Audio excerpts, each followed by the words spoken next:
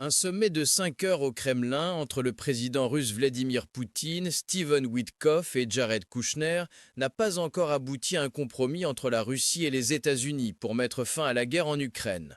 La nouvelle a été confirmée par le conseiller présidentiel russe Yuri Ushakov, qui a déclaré à l'AFP qu'un compromis n'a pas encore été trouvé, notamment en ce qui concerne les territoires occupés en Ukraine. Selon Ushakov, certaines propositions américaines semblent plus ou moins acceptables, mais les partis doivent poursuivre les négociations car il reste encore beaucoup de choses à faire. Pendant ce temps, le Conseil de l'UE et le Parlement européen ont conclu un accord historique pour l'interdiction progressive des importations de gaz naturel russe.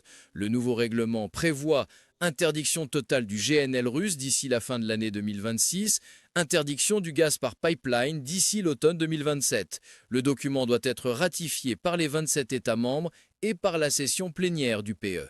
Nous fermons enfin définitivement le robinet du gaz russe, a déclaré le commissaire européen Dan Jorgensen, soulignant que l'UE ne reviendra plus à la dépendance dangereuse vis-à-vis de la Russie.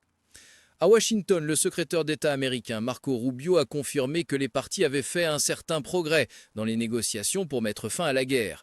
Rubio a déclaré à Fox News que l'objectif principal des États-Unis est de trouver une formule qui offre aux Ukrainiens des garanties de sécurité durable, ajoutant qu'un accord possible devrait permettre à l'Ukraine non seulement de reconstruire son économie, mais aussi de prospérer en tant que pays.